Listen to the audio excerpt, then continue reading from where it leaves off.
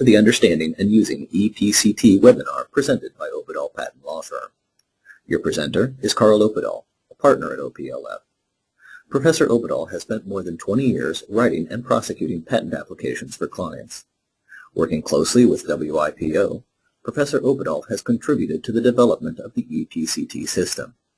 He is currently a member of the Board of Directors of the American Intellectual Property Law Association and has previously served as chair of the AI-PLA PCT Issues Committee.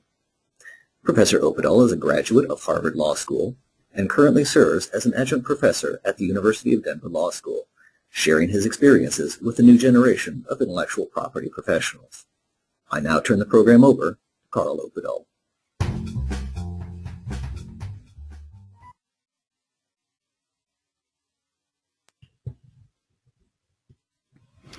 Hello. Thank you. So in the next hour and 3/4, I'm going to share with all of us the reasons that I am enthusiastic and excited to tell you about ePCT.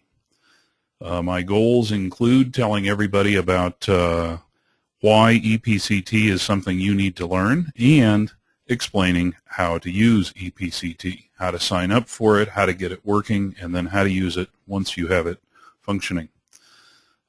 This is a program that has been organized to try to be convenient for people in Europe and in Asia.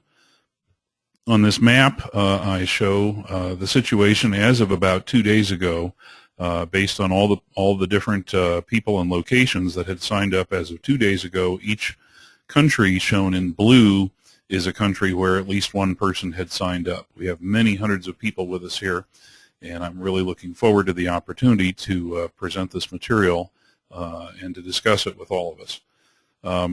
The webinar, this is a webinar, and what that means is that you will get to see the presentation slides.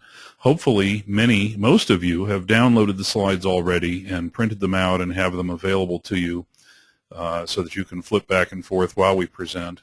But if you don't have the slides, at the end I will mention what you can do to pick up a copy of the slides if you have not already done it.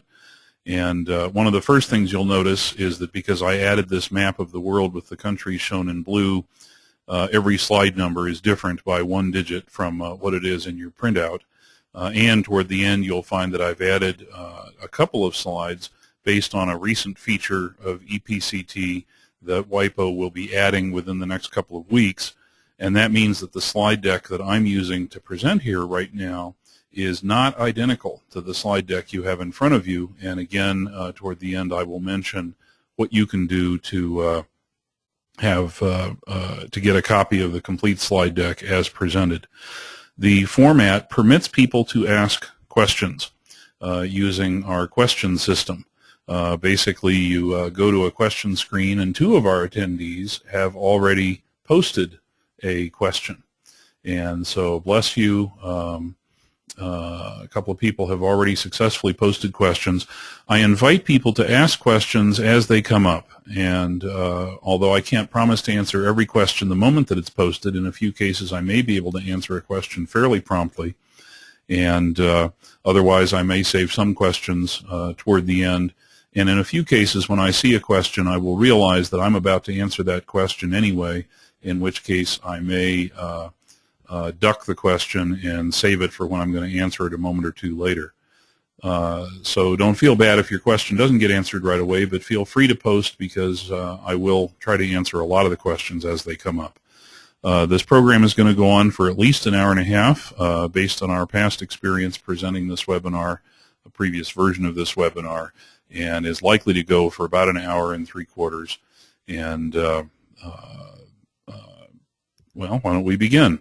First, what exactly is ePCT? Hopefully many of you who are attending already have some sense of what ePCT is.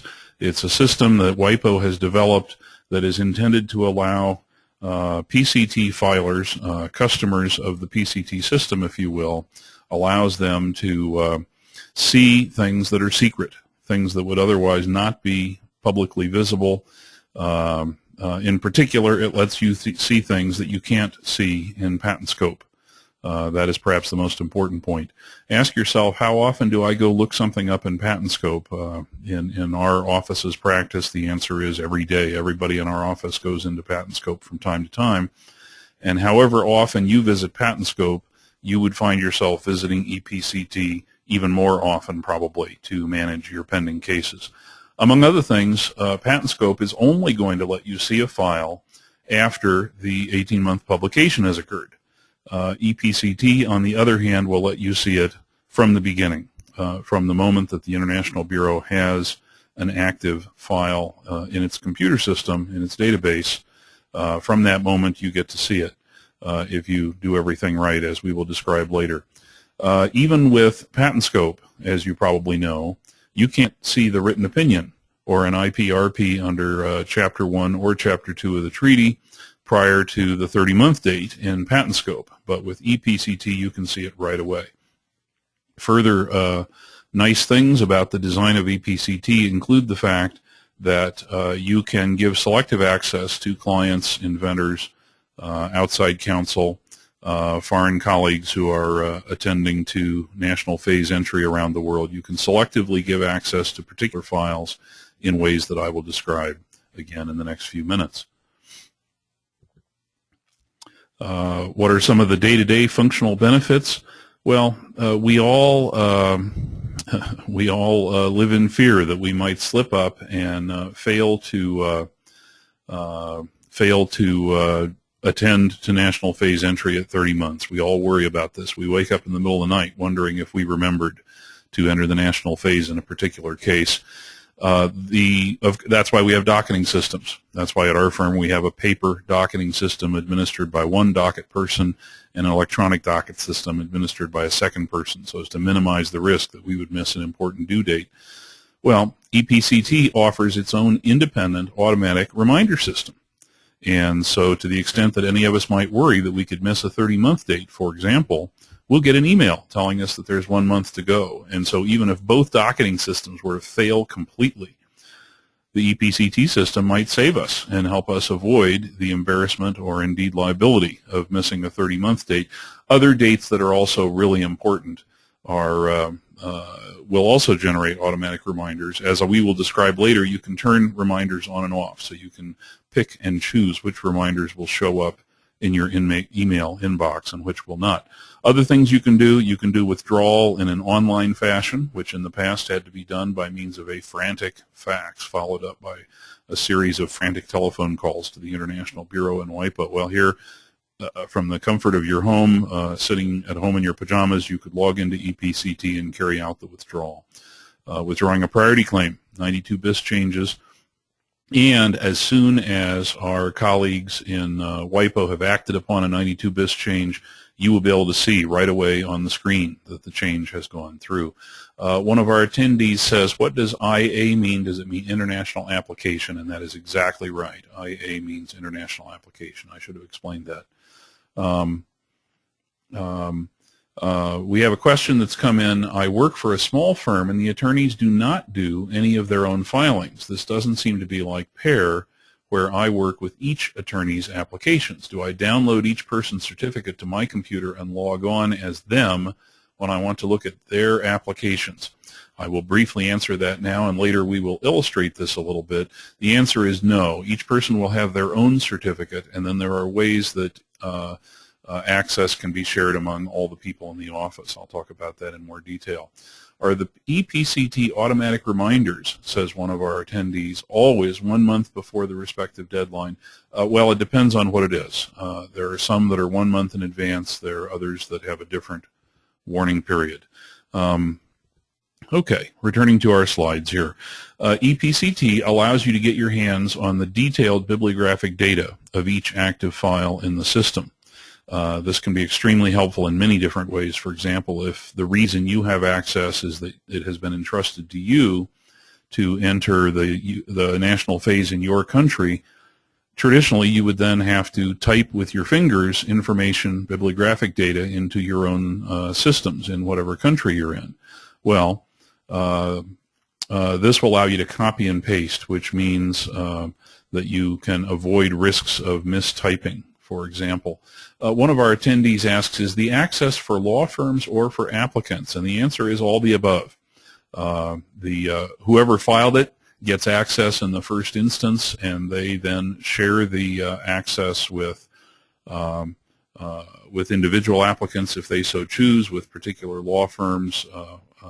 So it's a matter of shared access to all the different participants, and you get to pick and choose what each participant has the ability to do. Another person asks, can you see details if the application was withdrawn? And the answer is yes. If you had access before it was withdrawn, you'll still have access even after it's withdrawn, and this can be very helpful when you're doing sort of a historical study or trying to remember exactly what happened in a particular file. ePCT has been growing and growing in its functionality, in its capabilities. When I think of the way ePCT was when I first used it during the beta test that began in the beginning of 2011, and I compare that with the features I see now, I'm reminded that our colleagues at WIPO have gone to enormous amounts of energy and effort to add features, to enhance existing features. WIPO's plan is to make it so that ePCT will eventually allow you to do online filing of new international applications, at least in the receiving office of the International Bureau and perhaps other participating receiving offices as well. So this will be an exciting development. Why? Why is this so important? Pardon me. It is so important partly just on a practical level, on a functional level. It's going to be the kind of thing that is absolutely crucial to your day-to-day function. If you are corporate counsel and you entrust the filings to outside counsel, this is going to let you have control and oversight. It's going to allow you to monitor the activities of outside counsel. If you are a private patent firm, you will be able to provide access to your clients, to foreign associates that you entrust to carry out national phase work. It's important for all these reasons. One of our attendees says, isn't it already possible to do electronic applications? Well, yes, depending on the receiving office. And for example, right now you can electronically file with the receiving office of the IB, but only using a program that is available only on PCs, not Macintoshes, not Linux machines. And it's a thick client. It's a program that you have to install on your computer. ePCT is browser-based. If you like, you could call it a thin client, where the software is simply your web browser, and that means you could do it, for example, on Macintoshes and Linux machines and so on. One of our attendees says, I administer the diary and I complete filings. The attorney relies on me to diary deadlines, and I complete the filings ready for sign-off. Would I get the reminders, or would my attorney get the reminders? This person goes on to say, I don't think the attorney would want them, as he expects me to manage this. Would I be able to register, or does he register and give me access? The answer there is that you, and bless you, by the way, I mean, you're the kind of person that stands between the attorney and potential missing of a deadline. You have a very important role. You're probably not being paid enough. You can quote me to the attorney that you work for. But anyway, the situation there is you get your own certificate, your own login. You would be able to select which reminders come to you. The attorney would have his own certificate and his own login. And your attorney would be able to selectively determine which reminders he receives. And so each of you can get the reminders that you want and can turn off the ones that you don't want. We'll talk about that a little bit in more detail as well. Can I please explain about my third point, namely the controlled access? Yes, I will talk about that in quite a bit of detail in a few minutes. Okay. What does it cost? It doesn't cost anything. Well, at least you don't have to pay any money to anybody.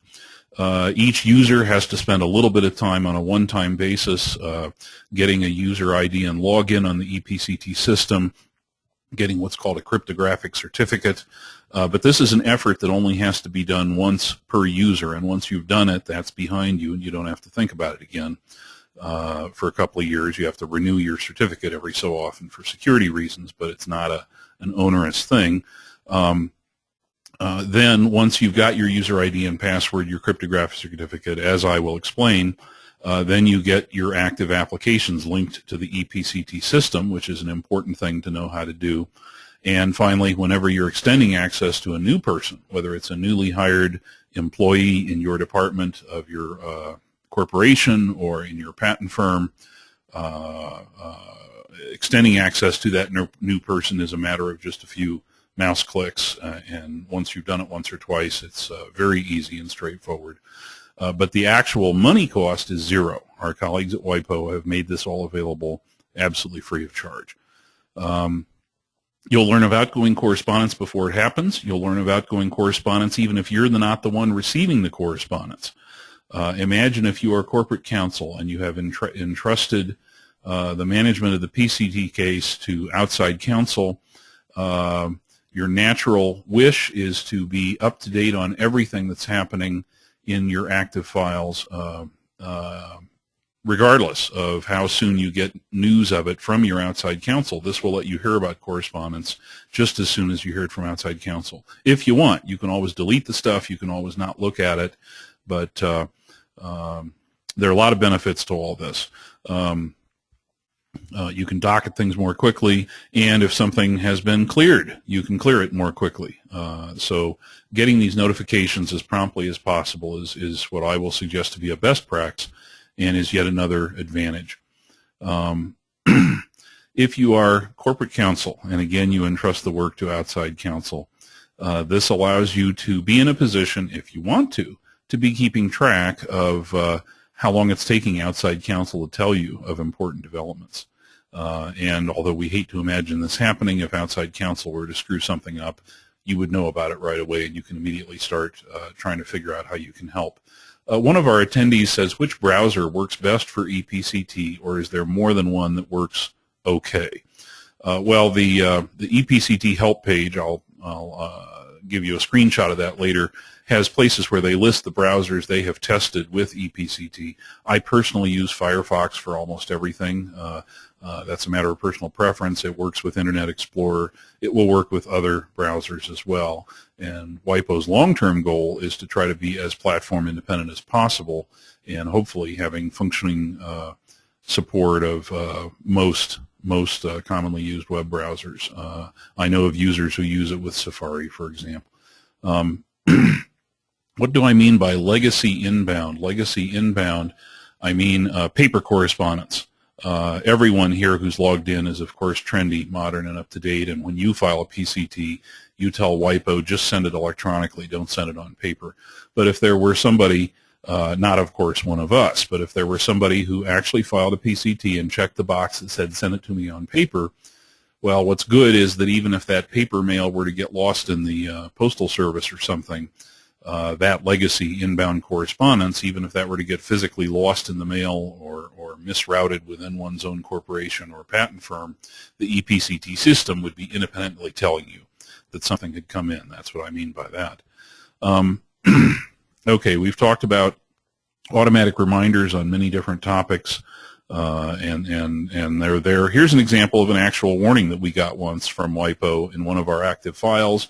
The body of the email message essentially said it will expire in 1 month, a 30-month period.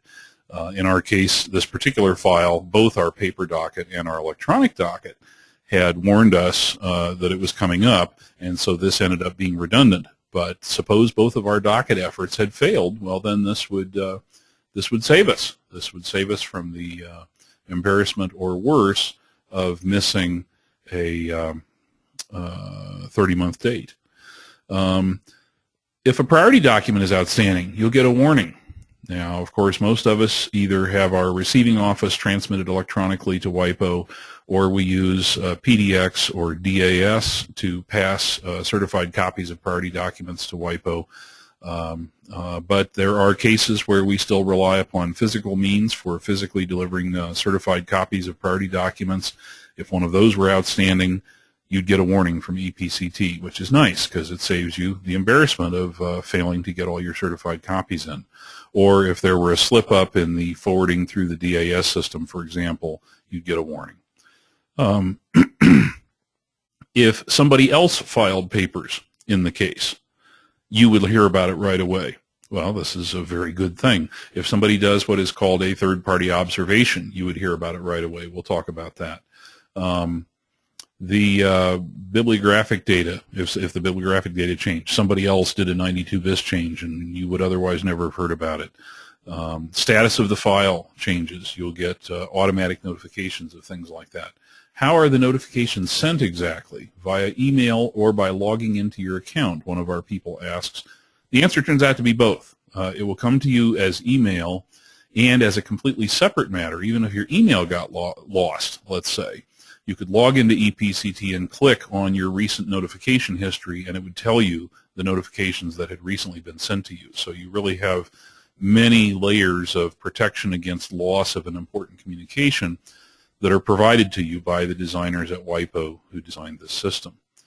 Okay.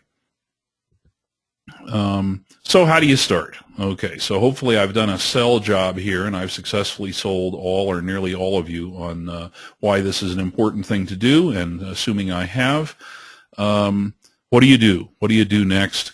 Well, one of the first things to do is get a crypto certificate, what WIPO calls a digital certificate. We'll talk a little bit about how to do that. We then also get a WIPO user ID and password, and that's pretty easy to do. You then do something that's called uploading your crypto certificate to the ePCT system. This probably sounds a little cryptic all by itself, but it's a process you have to go through.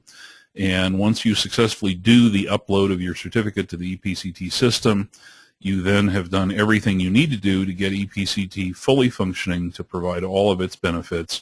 At that point, you will then take steps to get your present PCT applications, your past PCT applications loaded into the system, and you will then get to pick and choose which particular applications are visible to which of your colleagues at your own firm, at your own corporation, at outside counsel, at a client location, selective access to particular inventors on a file-by-file basis, access that you can control and that you can turn on and off.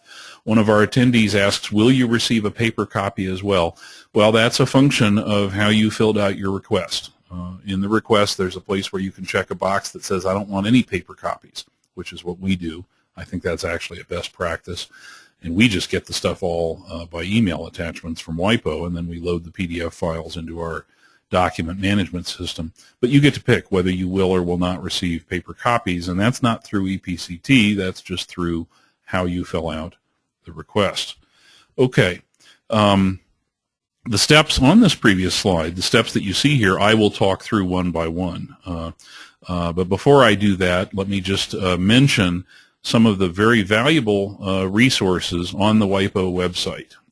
There is a getting started guide that is very helpful. You can just very patiently and carefully go through the steps of the getting started guide, and it will help you with stuff like getting your crypto certificate, getting your user ID and password, uploading the certificate to the ePCT system, and so on. Frequently asked questions can be helpful. And the user guide, well, you should print out the user guide and keep it handy, because every now and then you will run into questions where the user guide will be helpful. Okay, again, turning to some of the questions that people have posted. Is it necessary for an ePCT user to possess at least one PCT application? Answer, no. You could simply have a user ID and password and crypto certificate and not have access to any PCT applications. It would be kind of boring, but you could do it. And then the main things you could do is upload documents to active files and so on. Normally you would have at least one PCT application that you have access to, perhaps dozens, perhaps hundreds. How do you gain access if they're managed by outside counsel or due to acquisition? We will talk about that a little bit. Also, toward the end, I will mention a PCT discussion group that our firm sponsors, an email discussion group. And in that discussion group, we have sometimes discussed how you gain access, say, to a file that's come in because it's transferred from other counsel, or somebody's purchased a company that has a portfolio of pending cases. We'll talk about that a little bit here, and the discussion group talked about it. A person asks who will be the first user, that is to say who's the one who has first authority to see the ePCT and then who gives it to others. It will typically be the person who filed the PCT application in the first place. If you have a case that was already filed a year or two ago, the first person with access will be the first one who went to ePCT and asked WIPO to please give them access, and we'll talk about that as well. Okay. Getting the crypto certificate. One of the important things to keep in mind is that this can often take a business day to happen. That is to say, if you get it into your head on a Friday that you want a WIPO crypto certificate, depending on how the time zones work and where you're located around the world, you may not get your certificate on a Friday. You might not get it till the following Monday. It's not anyone's fault. It's just that this takes a little while. You put in a request, essentially. It reaches the desk of somebody at WIPO who then acts upon the request, and that means that that's happening at a time when it's daytime office hours in Geneva, Switzerland.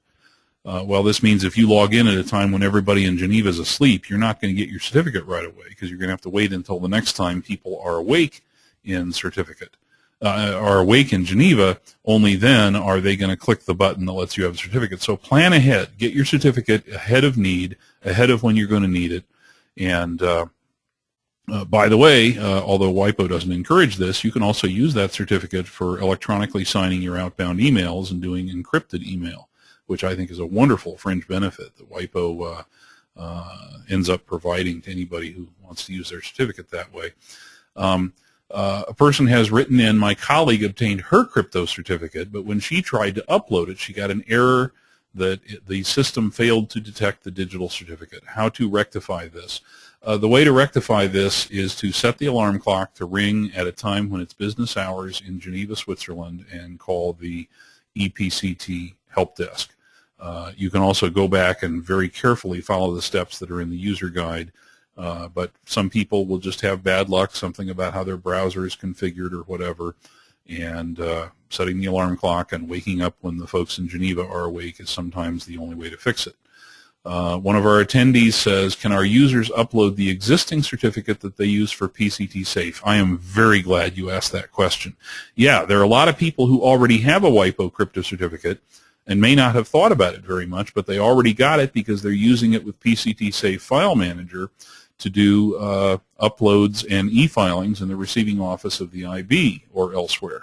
And yes, the certificate that you already have is the very one that would be used for this purpose as well. Thank you very much for asking that question. Yeah, see, here's the next slide. You may already have your certificate.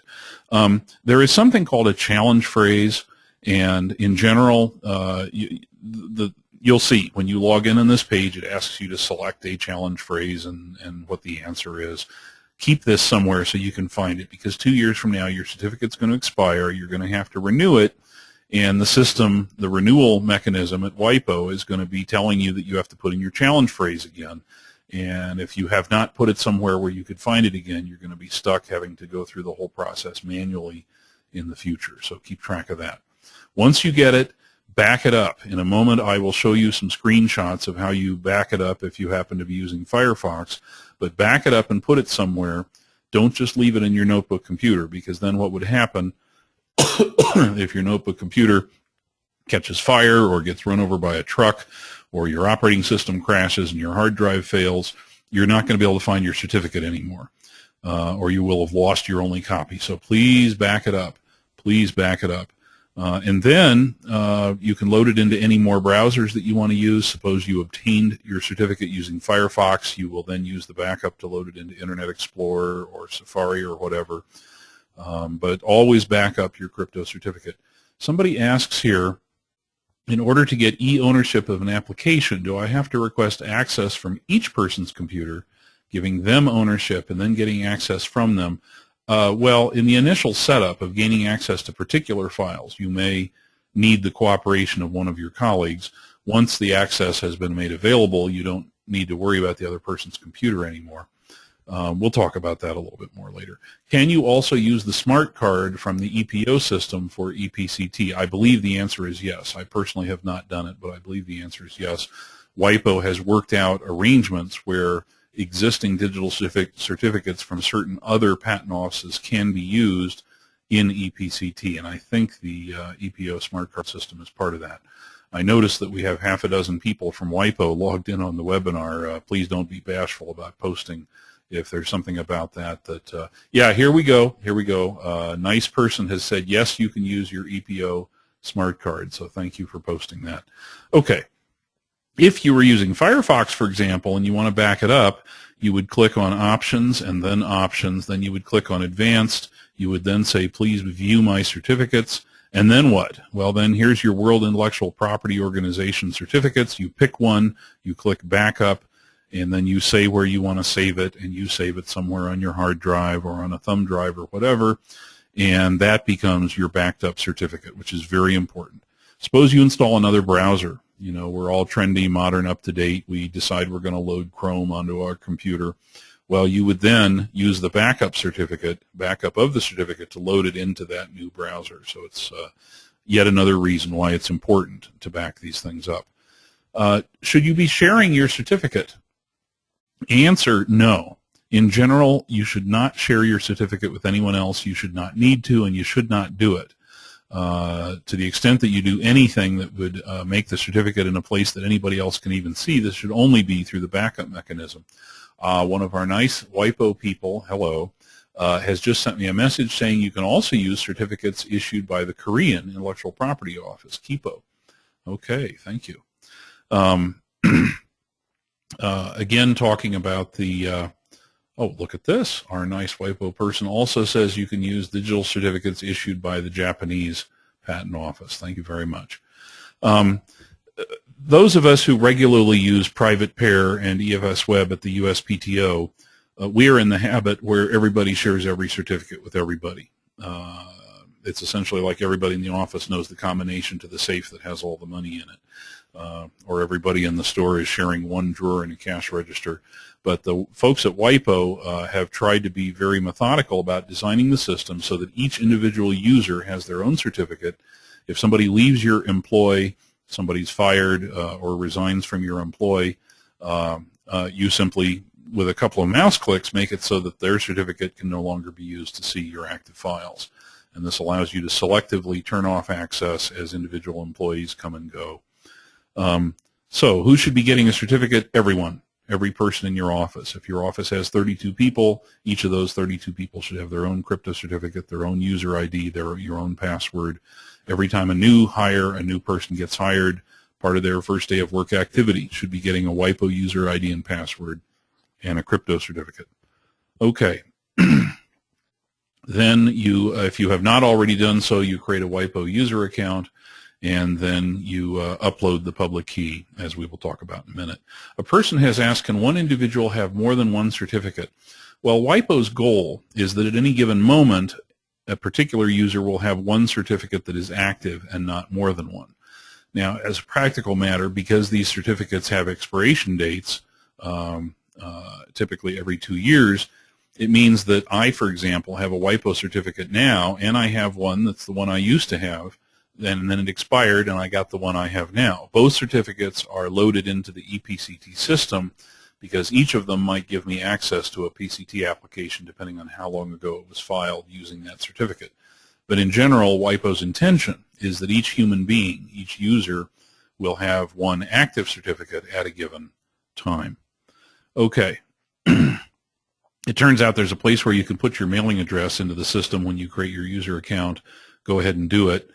Put in your mailing address. When the time comes to gain access to a file, this may help the people at WIPO more quickly identify that you are a legitimate user for that file.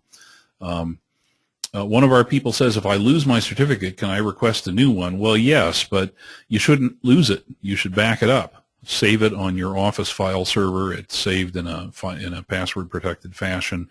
Put it on a thumb drive and take an extra copy home and lock it up somewhere with your safe things at home. In general, you should be backing it up so that you won't ever be in a position where you lost your certificate. But yes, you can get a new one with the help of our colleagues at WIPO. And again, a person says, can I use my EPO smart card with my own credentials? Yes. Can you change the mailing address? Yes. There's a way you can log into ePCT and update your mailing address. is the user ID based on your email address? Yes, it turns out each crypto certificate and each login ID are tied to a particular email address. And so it means that you can't have two different people who have the same email address getting two different certificates or two different login IDs. Each human being needs to have their own distinct email address that will be tied to their user ID and their certificate. Okay. Returning to our slides. Uploading your crypto certificate. It turns out what you're uploading is what is called the public key portion of your crypto certificate. For those of you who are geeky and know all about public key cryptography, you are preserving the private key in your own possession and you're giving the public key to WIPO is how that part works. Okay, we're going to have a polling question here, and the goal here is to see if everybody is awake and or whether I've put everybody to sleep. And if I'm very fortunate, enough of you are awake to give answers to this question. For those of you who have, here's it's going to pop up on the screen now. For those of you who have uploaded your WIPO crypto certificate to the ePCT system, was it easy, was it of moderate difficulty, or was it difficult? And I invite people to vote now, and in a moment we will share the results of the vote. Okay. And I'm watching the votes come in. While we're waiting for the votes to come in, we have a couple of comments. One of our attendees says, yes, I'm still awake. Bless you. Thank you. And we have another person who says, surprisingly, I am awake. I bet this is an attendee from the United States, where it is now about 2:30 in the morning. Okay. All right. We've gotten quite a few votes. I'm going to go ahead and close the voting and share the results. And here are the results. 37% said they found it easy to upload their crypto certificate. 58% said that it was of moderate difficulty. That's the category I fell into when I was doing it. 6% said it was difficult. You are not alone. I've spoken with other users, and some people do have challenges with this. And if you ever get stuck with this part, again, set the alarm clock, wake up at 2 in the morning, or whatever it takes to call up your colleagues at WIPO, and they'll help you with it. Okay. Okay.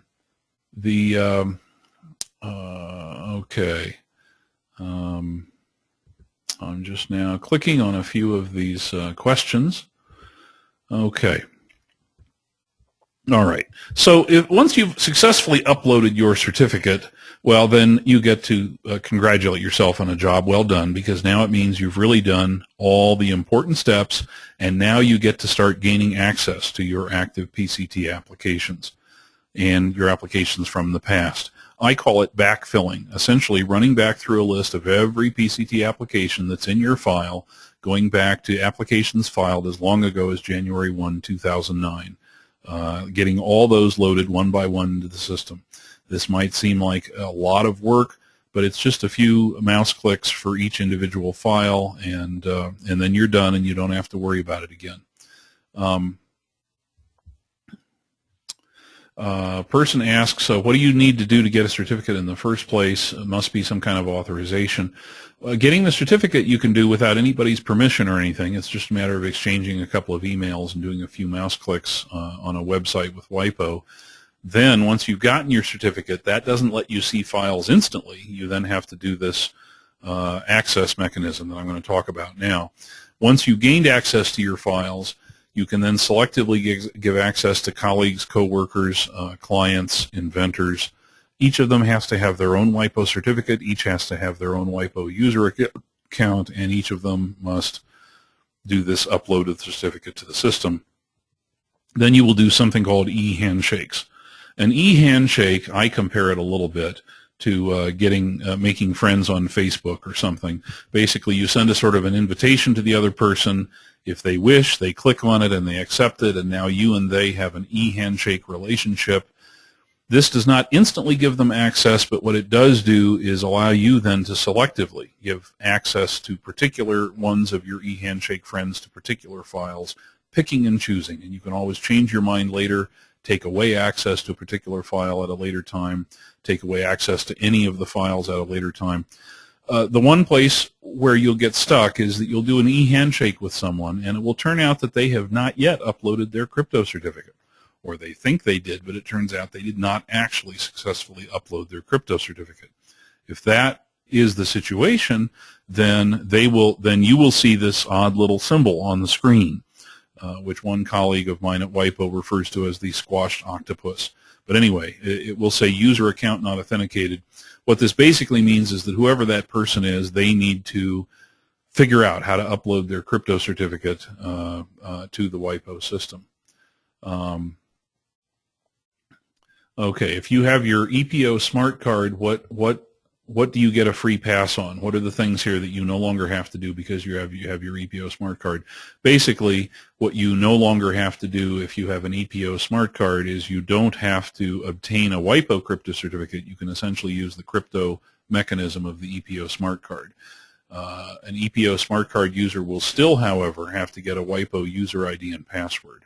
So you'd get a WIPO user ID and password. You would then use the crypto capabilities of your EPO smart card. Okay, another polling question, and again, we will find out who's awake and who's not. We will ask, just a second here. Oh, I've just clicked the wrong button. Sorry about that. All right, launch the poll. The question is, has anyone, there's a misspelled word there, has anyone at your firm or company successfully used the ePCT system? And the questions are yes, no, and not sure. And we'll pick up a bunch of votes. We have many, many hundreds of people logged in, by the way, which is very gratifying. Let's go ahead and close the voting here just so that we have answers from most of our people, and we will share the results. And the answer is 66% said no, no one at your firm or company has yet successfully used the ePCT system. 19% have. For the 19% who have, well, congratulations. It means that you are trendy, modern, and up to date, and good for you. And for the 66% who have not yet done it, well, you obviously have an opportunity to become trendy, modern, and up to date. All right, let me go back to getting the slide on the screen. There we go. And it becomes clear that in a busy office where you have multiple users of this system, it will be to your advantage to set up some kind of intranet page where you keep a list of everybody's account names on the ePCT system. Then when a new person joins and they get their own user ID and password, they can consult this page and immediately figure out who the people are that they need to do handshakes with. So that can be helpful. Can you use, if you are already using public ePCT, can that user ID and password be used for private? The answer is yes. Except that you then need to upload your crypto certificate for the private usage. Okay. Now, we've been sort of walking around the edges of what it means to give access to somebody else, and now let me focus on it and speak very directly about access. Once you've done the e-handshake with someone and you've made a decision that you're going to give that person access to a particular PCT application or a group or a portfolio of applications, you get to pick whether that person has any of these three levels of access. And the three levels are e-owner, e-editor, and e-viewer, three different levels. And you get to pick which they get. E-viewer is the lowest level. They can look but don't touch. They can't change anything. That should be the default. If you're ever not sure what level of access to give to a particular person, that's the level you should give them. It means they can't accidentally screw something up. E-editors can do more things. They can upload things. They can modify things, but they are not able to change who has access. They can't add new people to who has access. And finally, e-owner is the most powerful level. This lets you do everything that the e-editors and the e-viewers can do, and in addition, you can change who has access. You can delete users' access to particular files. You can add access to particular files. So in general, if you're not sure, make somebody an e-viewer. Each file should have at least 2 e-owners, I suggest, not just one. If you're an e-owner, you should be giving e-owner access to at least one other person as a routine matter for each active file. Why? Well, because people get run over by trucks, people die, computers catch fire, people end up having failed to back up their crypto certificate.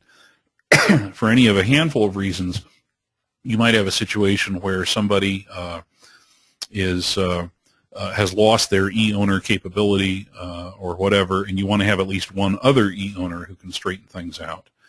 In a law firm, I'd suggest maybe you'd want to have at least a couple of partners be e-owners on every file. Can ePCT be used to provide access information to interested third parties who were not themselves involved in the filing process, for example, for litigation purposes or third-party observation purposes? Yes, and that's a very good question. Thank you for asking that. Yes, so for example, you might have somebody who's doing due diligence, and you want them to have access to all the files for due diligence purposes. You could just make them an e-viewer, for example, and later when the due diligence is finished, you could turn off their e-viewer access. So you can selectively give access to people who had no historical relationship with the files at all. So thank you for asking that question. Do you need to be the applicant in order to set up access to the PCT application? Well, basically, if it was a pending application already and you're trying to gain access, you will need to either be the correspondent, the agent. If there is no agent or correspondence address and there's only one applicant, you'd need to be the applicant, or you'd have to have a relationship with them where they will agree to forward a particular email to you that contains what you need. How do you show proof? Well, we'll talk about that a little bit. Can an e-owner be changed to an e-viewer later? Yes, or vice versa, and we'll talk a little bit about how you do that. Okay. Gaining access. Well, the way you gain access to a PCT application is a little bit different depending on the situation. Whether it's been published or not will make a difference on how you gain access. If 92 BIS changes have been filed, that will affect a little bit the steps that you go through. Where it was filed in the first place will sometimes make a little difference in terms of how you would gain access, and we will talk about some of those different possibilities. The ePCT user guide, I showed you the link earlier. You will want to go to the WIPO website, print out the ePCT user guide, and keep it handy. It talks about the steps you would go through depending on the different situations that a case would be in, and we will talk about it as well. By the way, for those of you who are keeping track of sort of the docket procedures that you'll follow, a standard procedure effective now should be that anytime Form PCT IB 301 shows up, this is the form in which the International Bureau officially tells you that they have received the record copy, that should be a trigger to you to either gain ePCT access or check to make sure you have already gained it, because that is the moment the IB 301 shows up, that tells you that WIPO does indeed have a file, which means you would like to have access to it. There is a secret code number at the bottom of that form. Here's an example of what that secret code number looks like. I'm waiting for the screens to refresh, and you'll see circled in that green oval the secret code number, which, if you're an American, by the way, you will have printed this on your printer on 8.5 by 11 inch paper, and this will get cut off. So you should put A4 paper into your printer, or you should reduce to fit on 8.5 by 11. But the secret code number is part of how you would gain access depending on the type of file and where it is in the process, whether it's been published or not. So one case might be that you would enter the application number, the filing date, and that secret code number to gain access to the file. Sometimes that is how you will gain access. If you e-filed the case in ROIB, the ePCT system will look to see what crypto certificate was used to do the e-filing, and that might be part of what gives you access. Each of these situations is a little bit different. Suppose the case has already been published at 18 months. Or, yes, I know, sometimes they can be published earlier or later depending on circumstances, but I will just call it 18-month publication. Well, then it doesn't do any good for IB 301 to be the thing that figures out whether somebody should or shouldn't have access, because everybody can see the IB 301 in patent scope. Therefore, that secret code number is no longer secret. So clearly there have to be other mechanisms, and the basic mechanism will be, for a case that's already been published, You'll go to ePCT. You will essentially ask WIPO, may I please have access? WIPO will then drop something in the mail to whoever the correspondent is, or send them an email notification that will contain the secret code number, and then that party could forward the secret code number to you, and then you could use that to gain access. This is, in fact, the most frequent way of gaining access for the daily practice at our firm. Okay. Oh, as mentioned here, depending on the status of the file, WIPO will use, for example, something that only a legitimate person would know, like what is the number of the highest numbered claim. And if you could answer that riddle correctly, that might be one of the things WIPO would use to figure out whether you should be given access. When you're filing a new PCT application, there are steps that you can follow to make it so that your newly filed PCT case will simply automatically become visible to you in ePCT from the very first instant. And we will now talk about that here. Basically, for those who want to be trendy, modern, and up to date, what you would do is every time you file a new PCT, you will do what I'm about to say, and the result will be that the instant the record copy reaches WIPO and the instant that WIPO loads it into their database, from that instant, you will have access in ePCT in an automatic way, and so you will just be getting access sooner than you ever would if you followed any of the other mechanisms for gaining access. So anyway, what is best practice? Always, always, always, always when you are filing a PCT application, the best practice is to use the PCT Safe File Manager. Oh, I said Forms Manager here. That's wrong. It's File Manager. Sorry about that. To prepare the request. Then, and in a subsequent screen, I will show what this looks like on the screen. You will put something called an e-ownership code into the request. Then the request gets e-filed, and inside that request, hidden away in a computer geeky way, is this e-ownership code. The request then eventually reaches WIPO, and that request then is something that WIPO can use to automatically make the international application available in the ePCT system to whoever it was that prepared and filed that PCT application. What does this look like? Well, it turns out that what you would do is, after having logged into ePCT, you'll click on e-ownership. You will request one of these mysterious little codes. Here's a real code that I used in one of our real cases. You can't use it now. They can only be used once, so it's not worth the trouble of copying this down and trying to do anything with it. But essentially, this reminds me what my customer ID is, if I didn't already know, and then it gives me an e-ownership code, and you copy and paste this stuff. Don't type it with your fingers. Copy and paste this into your PCT request in the PCT Safe File Manager, and at that point, and here it is. Here's one of the screens in the PCT Safe File Manager where you would then paste in these two different codes. Then you'll say Apply Signature, and next thing you know, the request will contain that stuff, and then later when the record copy reaches the International Bureau, you will have automatic instant access. There are several different places where crypto certificates get used in the various PCT processes. In the request, there's somebody who will electronically sign the PCT application, typically using that person's WIPO crypto certificate. As you may know, those of you who have regularly used PCT Safe File Manager for e-filing, you already know the WIPO crypto certificate that's used to provide security during the e-filing process does not have to be the same WIPO certificate that is used to electronically sign the application. And that does not have to be the same as the WIPO certificate of the person who logged into ePCT to make this happen. They don't all have to match up. There are ways that you can mix and match. For those of you who don't understand this slide at all, you may safely ignore it. This slide is not something that you have to have mastered. A question has come in. This is only relevant if you filed with PCT directly. By that you mean Receiving Office of the IB. No, no, no. What I mean to be saying here in some of these slides is when you do all the e-filings, say in the Receiving Office of EPO, there is a way that you can put this stuff into your request for purposes of e-filing in the EPO, in ROEP.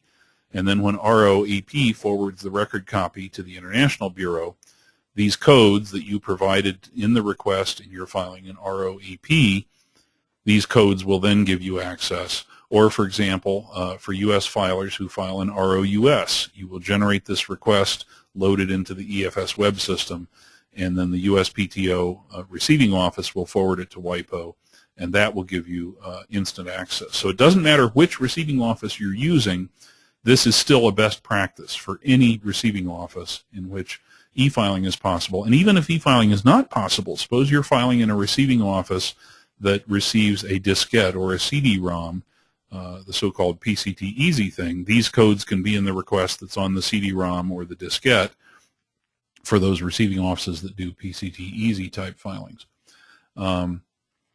Okay.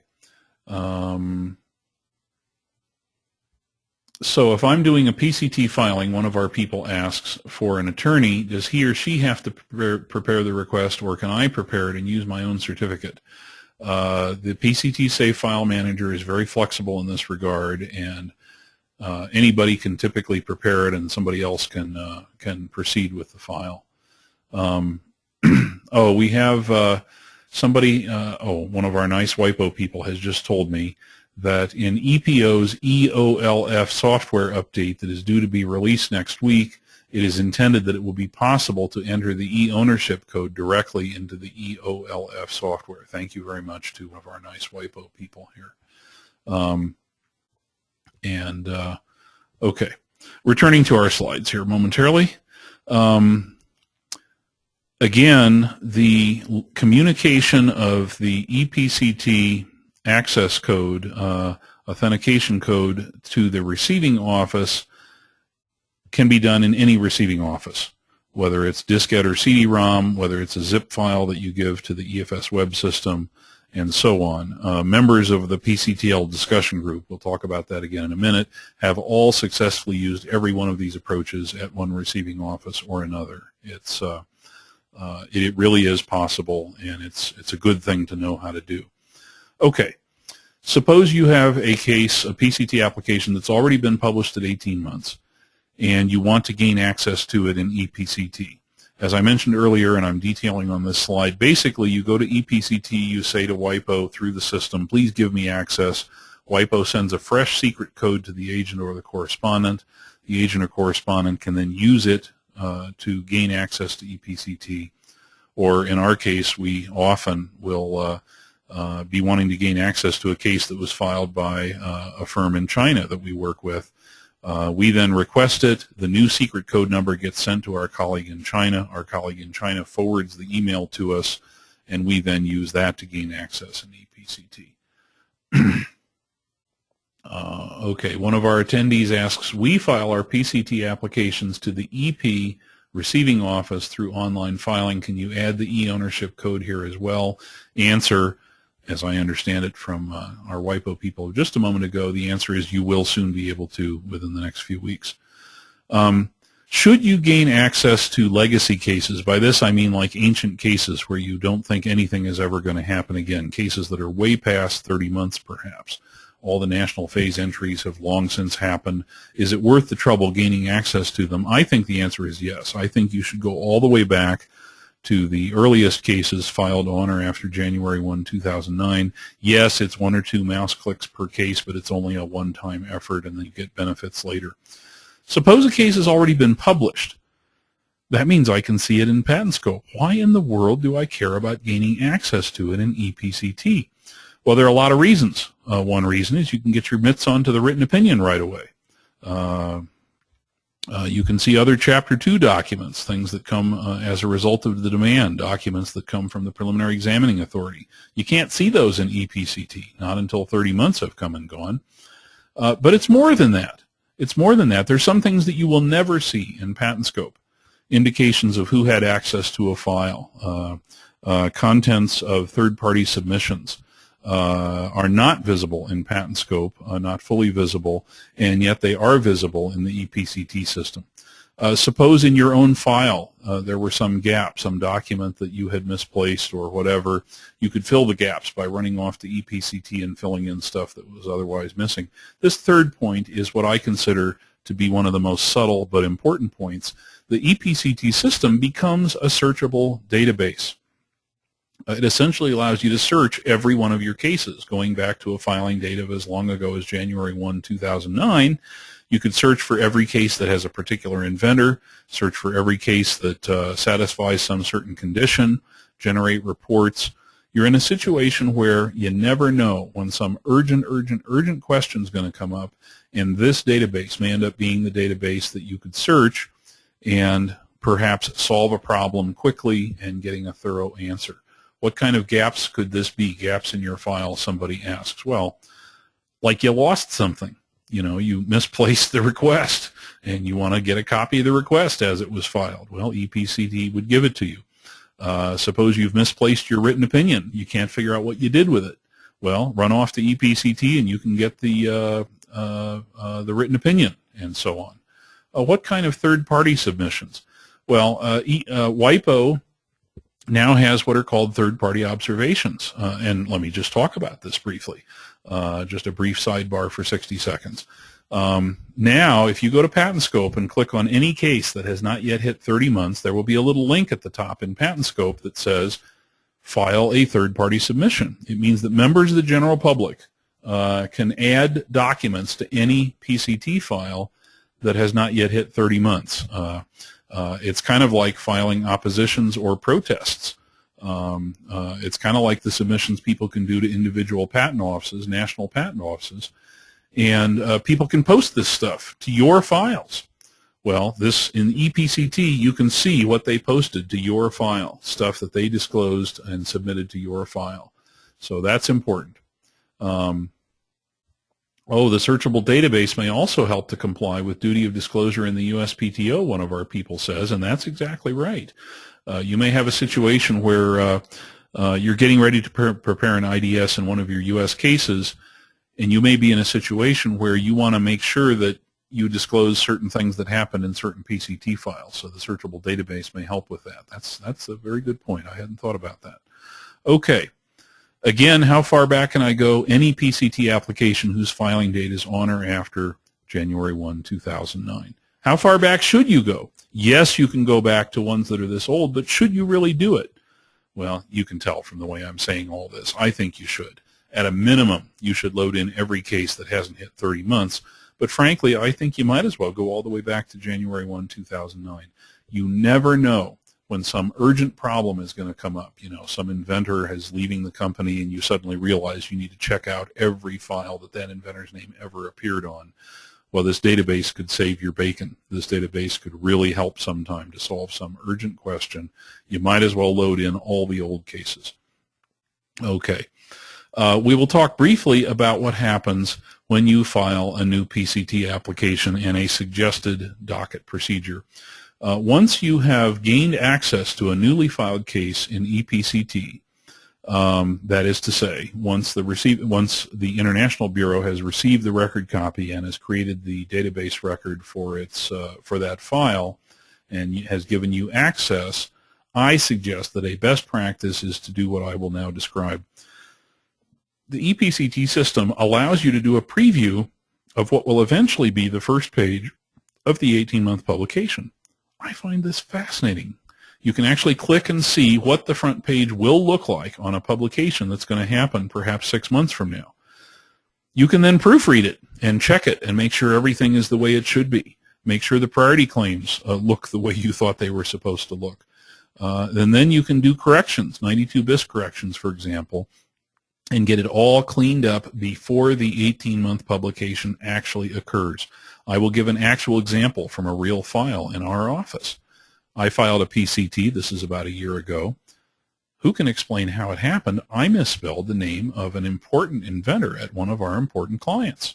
I shouldn't have misspelled it. I should have copied and pasted, of course, from a trusted source. I should not have typed with my fingers, but apparently I violated my own rule. I typed the inventor's name with my own fingers and misspelled it. Thank goodness ePCT existed at that time. Thank goodness our friends at WIPO provided this feature.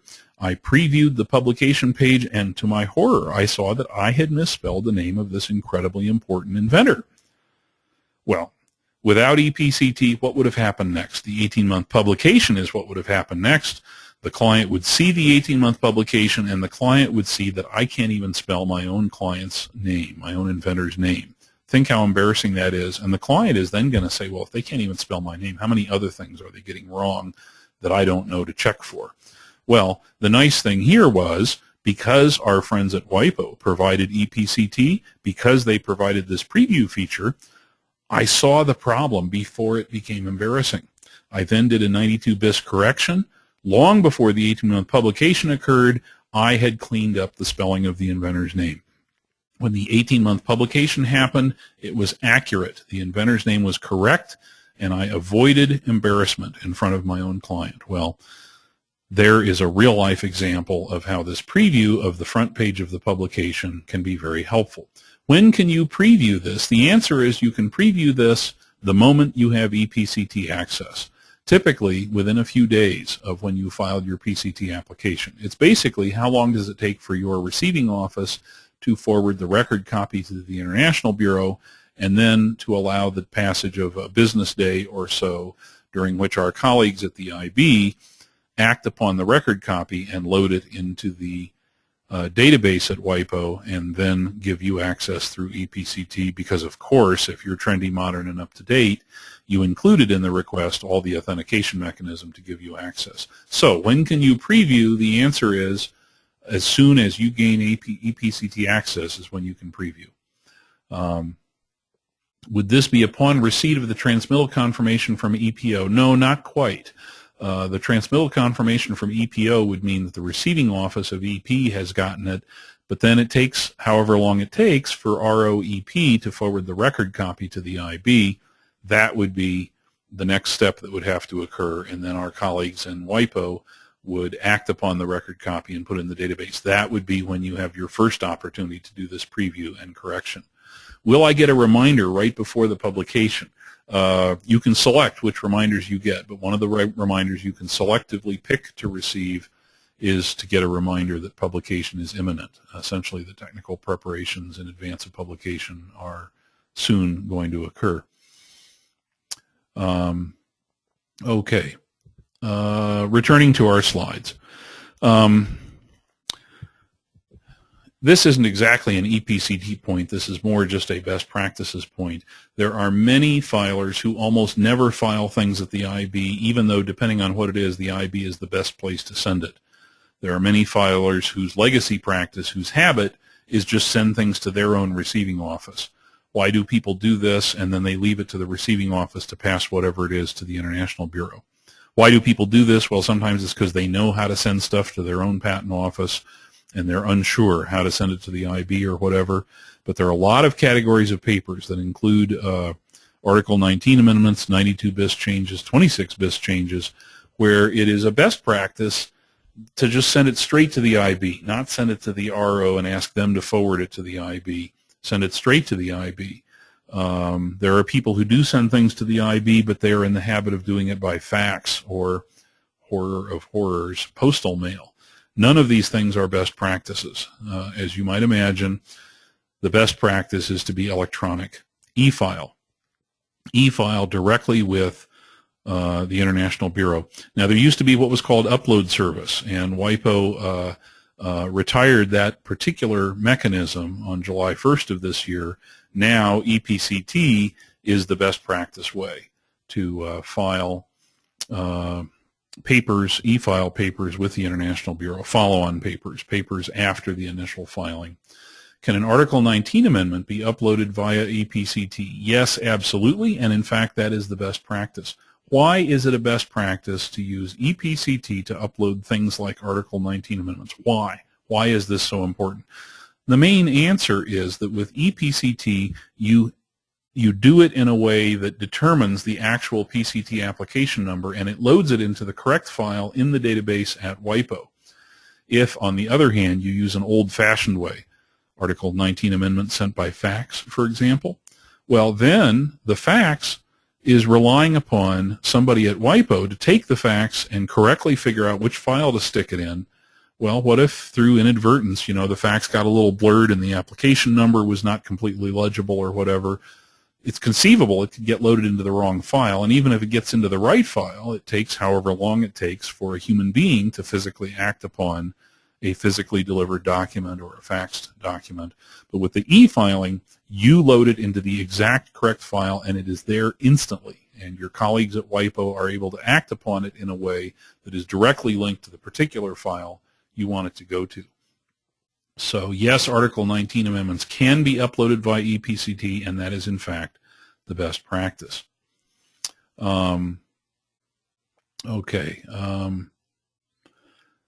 Here we go. One of our WIPO people says, if you want to know a good reason to upload via ePCT, the answer is that improve the chances that whatever it is, it will get into the 18-month publication.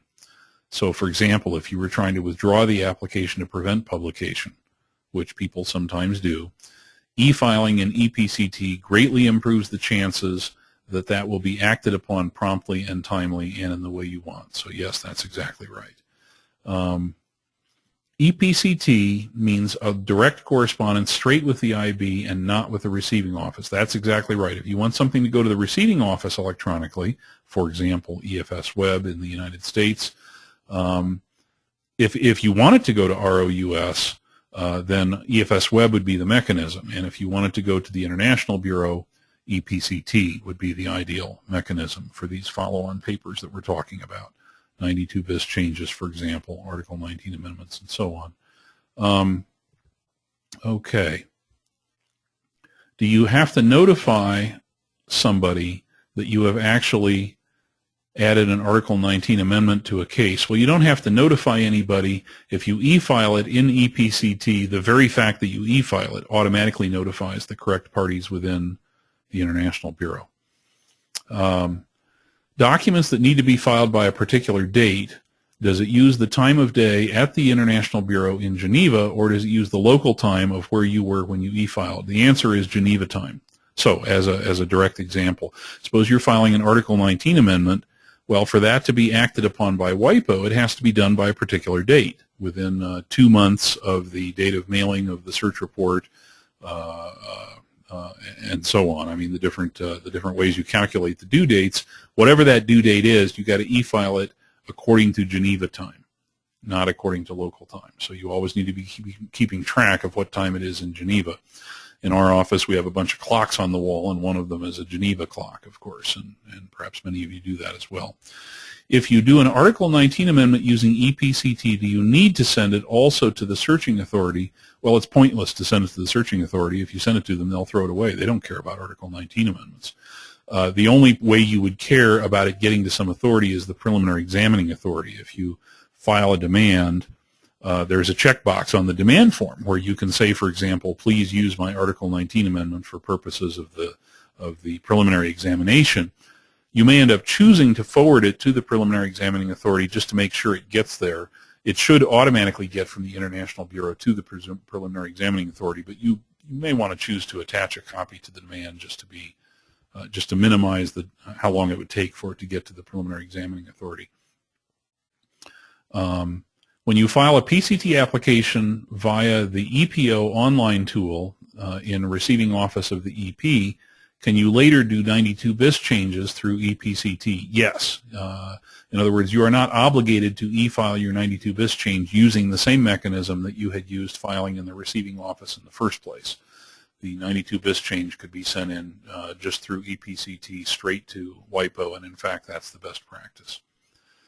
So again, another person asks, even if the filing of the original application was not done via PCT safe, for example, suppose it was paper filed or whatever, can we still do follow-on filings via ePCT? And the answer is yes. That's exactly right. Can you file a demand through ePCT? Answer, no. Demands are always filed directly with the preliminary examining authority involved. So whatever the mechanisms are for communication with your chosen preliminary examining authority, if they take them by fax, you could do it by fax to the examining authority. Whatever, hand delivery, e-filing. There are examining authorities where you can e-file, USPTO, for example, and others. But the point is, demands go straight to preliminary examining authorities. ePCT is not the present mechanism. And here one of our nice WIPO people says, They do hope to eventually make available the opportunity to use ePCT for communications to certain cooperating preliminary examining authorities. That's for the future. That's not how things are right now. Okay. What are examples of things that you can e-file through ePCT, e-filing directly with the International Bureau? Well, here are some examples. Supplementary international search. Yes, I know. The total number of SISs that have ever been filed is like 210 out of like 1 million PCT applications or whatever. But if you wanted to do one, you do it through this system. That would be the best practice. Article 19 amendments. Multiple Rule 92 bits. This is a nice one. You can actually put in a 92 bits change and have it go to multiple files, which is very nice. Powers of attorney and other things. More things. These declarations that we've talked about, declarations of inventorship under Rule 4.17, Roman numeral 4, for example, the declaration of inventorship. We'll talk about that a little bit later. Withdrawing an application, withdrawing designations, withdrawing priority claims, all those can be done through the e-filing system. Here is a topic near and dear to my heart, and again, for those of you whose eyes glaze over on this slide, you're allowed to ignore this slide if you want, but for the nerds among us, what is absolutely wonderful is that our colleagues at ePCT allow you to create so-called constructible links, links where you just put the application number at the end of this URL.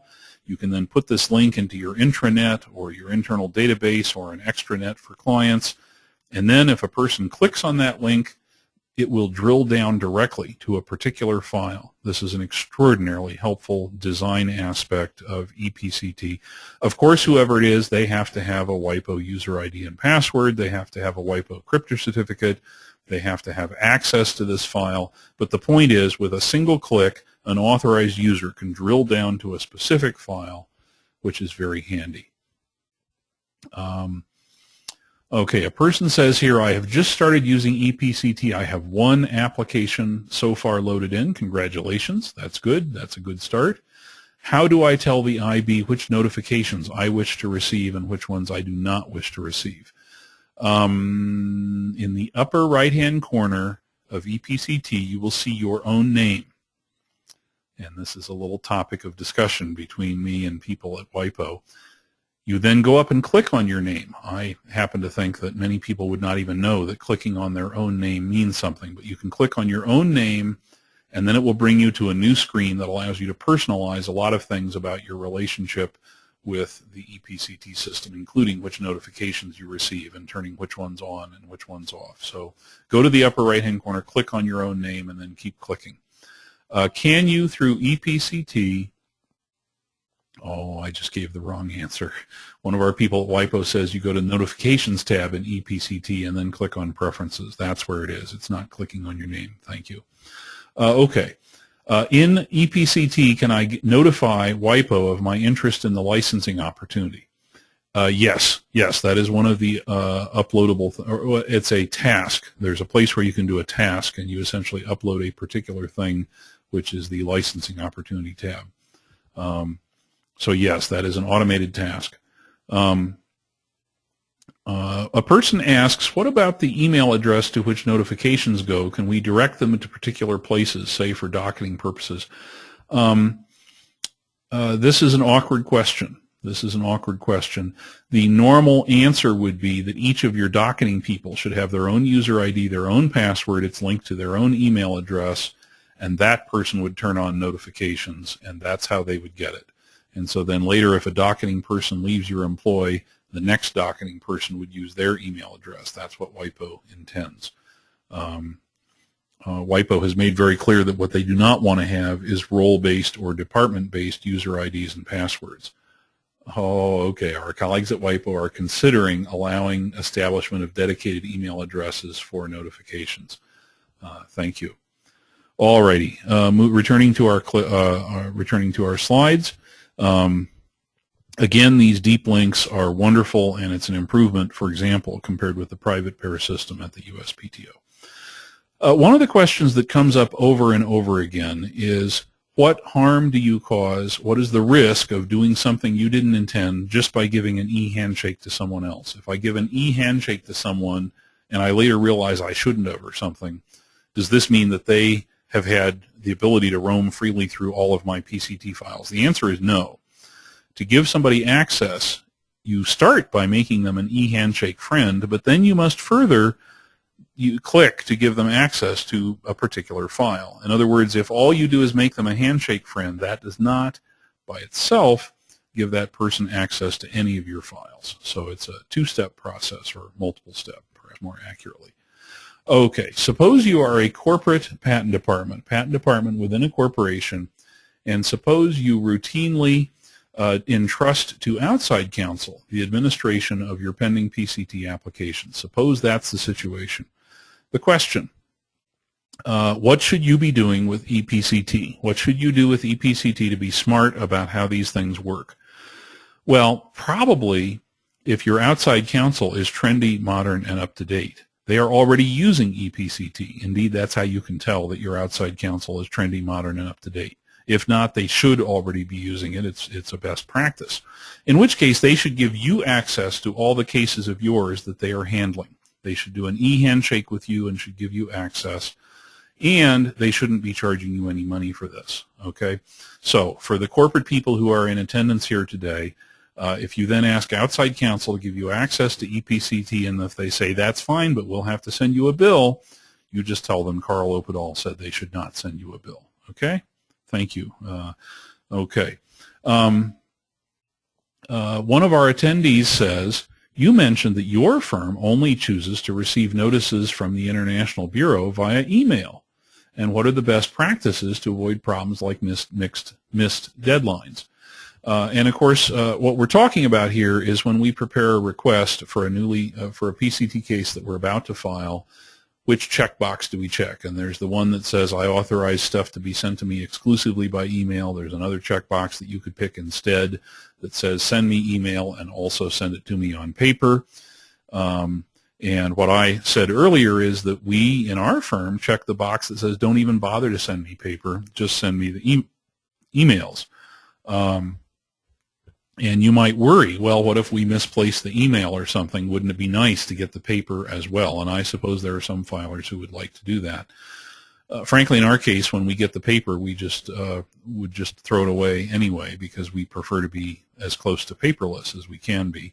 But how do you avoid missed deadlines? Well, one of the things you can do is be using ePCT. And it will independently tell you that something got sent to you. You can use it to check all the notifications that have come through. So best practice there, at least in our firm, is that we don't bother to receive anything on paper. Okay. So if you are filing PCT applications, you should be using ePCT, of course. If you're, for example, an outside firm and you provide services to corporate clients, you should be using ePCT. You should be encouraging your clients to join ePCT. You can then give those clients and inventors access at whatever level makes sense, e-editor access, or in some cases e-viewer access. You might as well encourage your inventors, every one of them, to get a WIPO user ID and crypto certificate. You can then make the inventor an e-viewer, for example. And then those inventors who choose to involve themselves in these processes, they can then log in and see what's happening in their case. And so this helps you to keep your inventors well informed. Okay. Suppose you have cases that are being transferred to you from other counsel, for example. I suggest that best practice here is when you are just now assuming responsibility for a pending PCT case, for example, immediately do whatever it takes to gain access in ePCT. Ideally, the previous counsel was already using ePCT, in which case they can do a handshake with you and give you access directly through the handshake mechanism. But if previous counsel was not using ePCT, maybe that's why they got fired. Ha ha ha. But anyway, previous counsel was not using ePCT, and you have been told that the case is transferred to you. The best practice is immediately drop everything and do what it takes to gain access. This is going to mean filing a 92 bis change so that you are now listed as the agent, perhaps with a power of attorney, whatever. You'll be doing whatever it takes so that you have access in ePCT. Then you'll see if there are any surprises, any weird things that happen that you might otherwise not know about. You'll get instant access to the written opinion, which is going to help you do patent prosecution highway things. And again, you'll be able to do searches, look for all the cases with a certain inventor or whatever it might be, generate reports, and this case will be one of the cases you will be able to gain access to for such purposes. One of our attendees asks, can you periodically log into ePCT to get a list of all the notices that came in since yesterday? And the answer is yes. There's a notifications tab where you can just see all the activity in ePCT. So even if emails got lost, even if they all got accidentally routed into people's spam folders, you could still log into ePCT and see all the notifications that have come in the last day or the last week or whatever. Look at them one by one. You can reassure yourself that yes, you have acted upon them or docketed them or whatever. These are all parts of the very nice design aspects of the ePCT system, and all of you will come to appreciate these things. And maybe what you should do then is send a thank you note to your colleagues at WIPO for having done such a good job of designing in these features that provide multiple layers of protection against things getting lost. Okay. Suppose files are being transferred out. You have files, and for one reason or another, you're being directed to transfer cases to some other firm.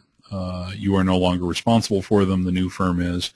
What you should do then is do a handshake with new counsel and give new counsel access. This is just a few mouse clicks. It is not burdensome. It doesn't cost money. And then the new counsel will have full and instant access.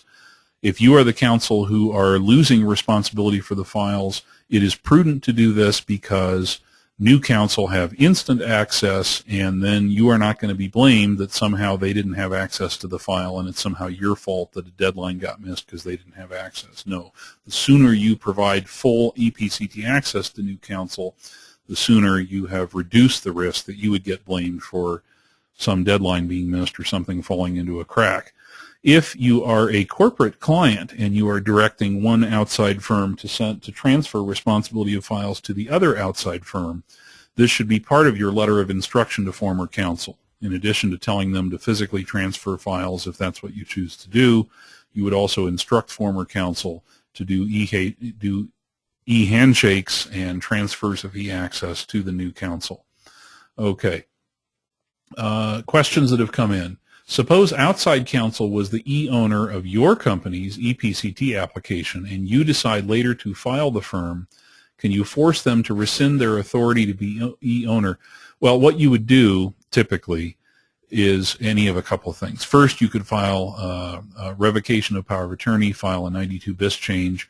Any 92-bis change automatically suspends everyone's access to the file until the folks at WIPO have an opportunity to act upon the 92-bis change and to work out who should no longer have access and who should have access added or restored. So yes, that can be forced, for example, by means of a 92-bis change, power of attorney change at WIPO.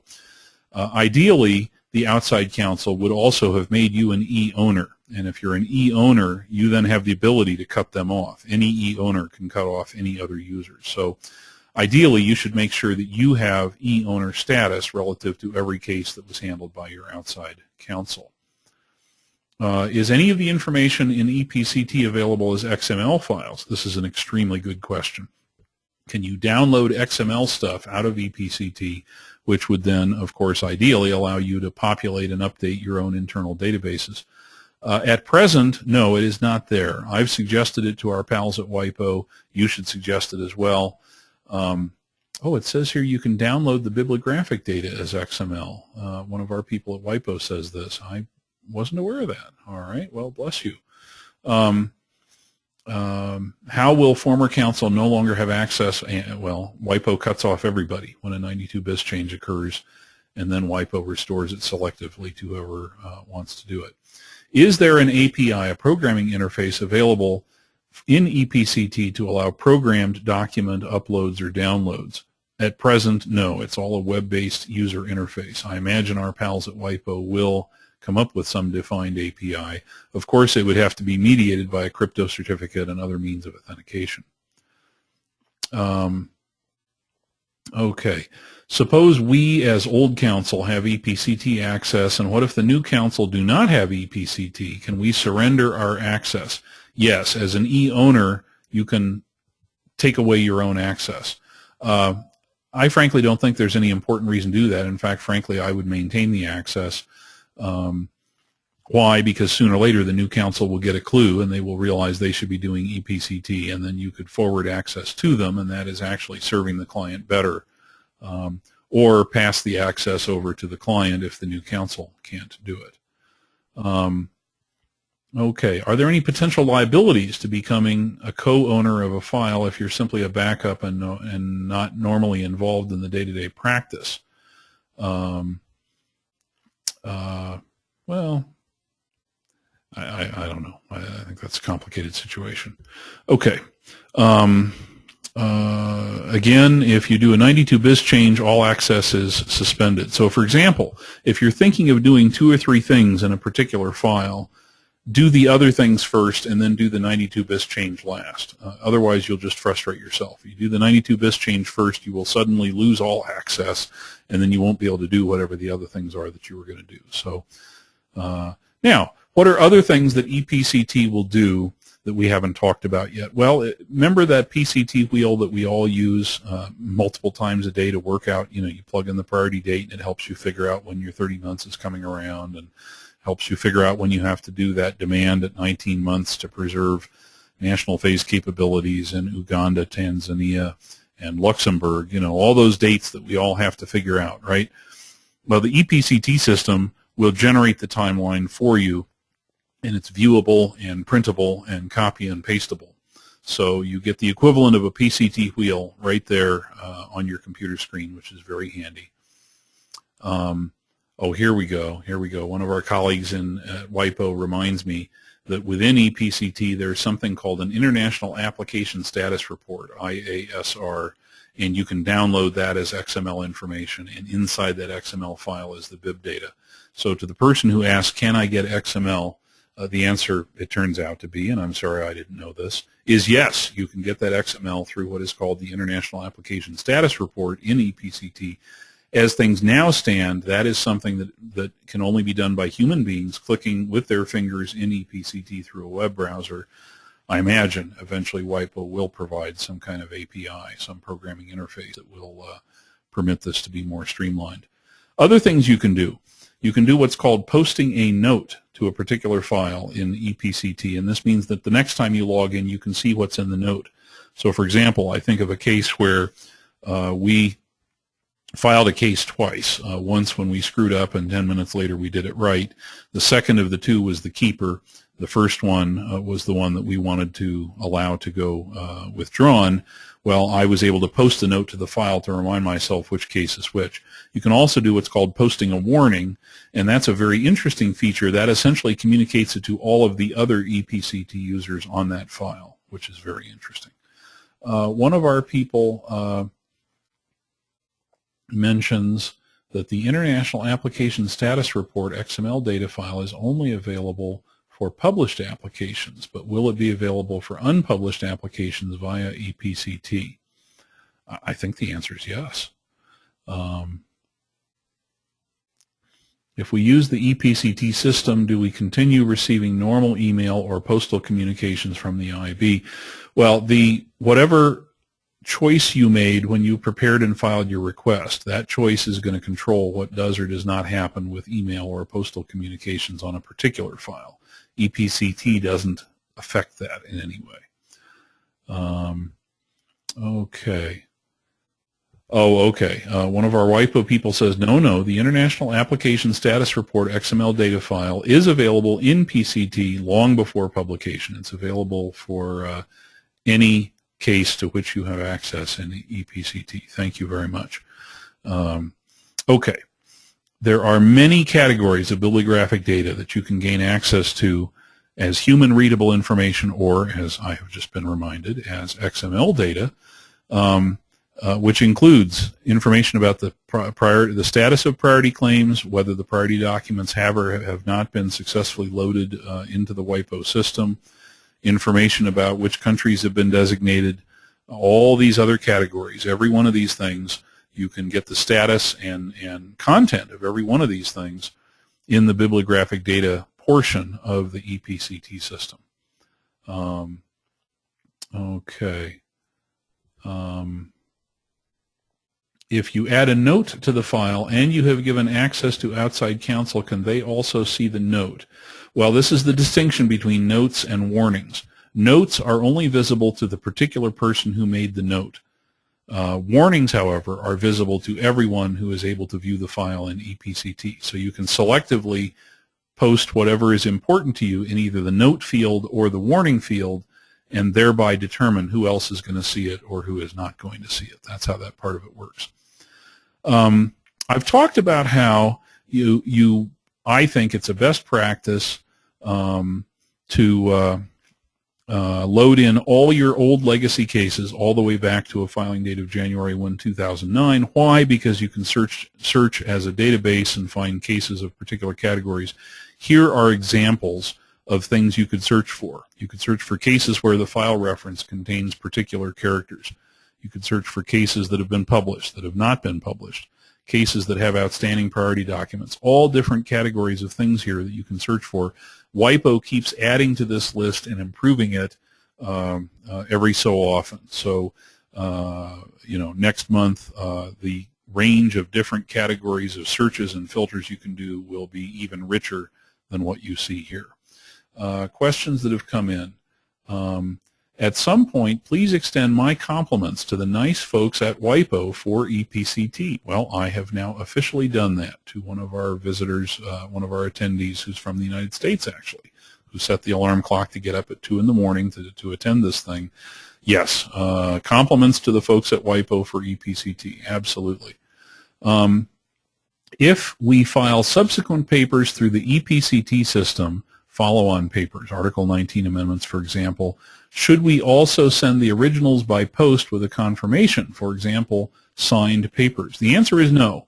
If you have e-filed the paper, a signed power of attorney, whatever it might be, there is no need to file the document as well in original format by post. All this does is make extra work for our friends at WIPO. What you're thinking of here, and you're right, of course, to ask this question. It's good to check. What we're thinking of is when we fax something, and the rules say that if you fax something to the International Bureau, for example, faxing a new patent application that you're filing in the ROIB and you're filing it by fax, the rules say you must follow up with the original by post after having faxed it. It is not that way with ePCT. There is no need to send an original after having e-filed it. Can the attorney docket number be changed using the ePCT system? Not the way it is now, not in any automatic way. You could send in a 92 bis request to change the attorney docket number. What you're thinking of course, is, for example, in private pair in the USPTO system, you can update attorney docket numbers in an automatic way without requiring human interaction with USPTO people. I'm hoping that our colleagues at WIPO will add this feature in a future release of ePCT, namely that an authorized e-owner or e-editor will have the power to update and correct the attorney docket number. I hope it will eventually be that way. Will it be possible to get at the end of this presentation a list of all the questions that were posted and all the answers? No, that's too much work. It would be exhausting. It's hundreds of questions. I have not posted all the questions and answered all the questions. We do hope that we will have a recording available, and if so, the recording is something that you could play back and listen to again, and that would be a way to get this stuff. Somebody asked, what is an e-editor? Well, go back and look at that slide. There are 3 kinds of access you can give: e-owner, e-editor, and e-viewer, and the slide reviews what those are. Third-party observations. I mentioned this briefly earlier, and now let's talk about it. Anybody, any member of the general public now has the ability to make what are called observations regarding any PCT application that is in the international phase up to almost the end of the 28th month. If a third party chooses to make an observation, the only way you will hear about it is if your case is in ePCT. You will then get an automatic notification that an observation was made. You will also, well, there are also other ways you would hear about it, but you hear about it instantly if you are an ePCT user as to a particular file.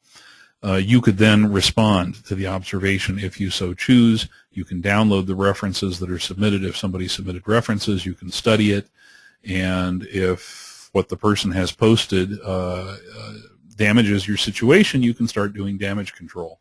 So being an ePCT user is critically important so that you get the earliest possible information about third-party observations that might have been filed. Okay, one of our attendees asks, can you block another ePCT user, such as a fellow colleague, from establishing new e-handshakes with respect to a particular international application to prevent breaches of internal barriers? Yes, you can. You simply make that user into a mere editor or viewer, and they will then not be able to extend access to others. So that's one of the important differences between an e-owner and an e-editor. Basically, you make those people either editors or viewers, and you don't let them be owners. Does ePCT resemble EPO line at EPO? Well, yes, in some ways. Is the WIPO user account ID and crypto certificate usable for other online systems at WIPO, such as Madrid? The answer is yes, sort of. Your WIPO user ID and password that you already created for purposes of ePCT can also be used as user ID and password for the Madrid systems, the Madrid Portfolio Manager, MPM, for example. Those systems aren't really fully integrated. You sort of have to log in and log out, and there are things about it that are not as smooth as you might think, not quite as seamless as you might think. But yes, a single user ID and password and the WIPO system can be used, and I regularly use it for Madrid things as well as for ePCT things. If one of my applications has received a third-party observation, is there a way to know who filed it? Not necessarily. The WIPO system has intentionally been designed so that third parties, although they must identify themselves to WIPO, can request that they themselves not be identified by name to the applicant. So you may never learn who filed it, and indeed I think the majority of third-party observations are likely to be filed in a way that requests not letting the applicant know who exactly filed it. So you may never know, although in some cases you can make an educated guess. Can a certified copy of a priority document be transmitted using ePCT? The answer is no, not now. The mechanism instead to use is what's called DAS, or for certain countries, PDX combined with DAS. Okay. Returning to our slides.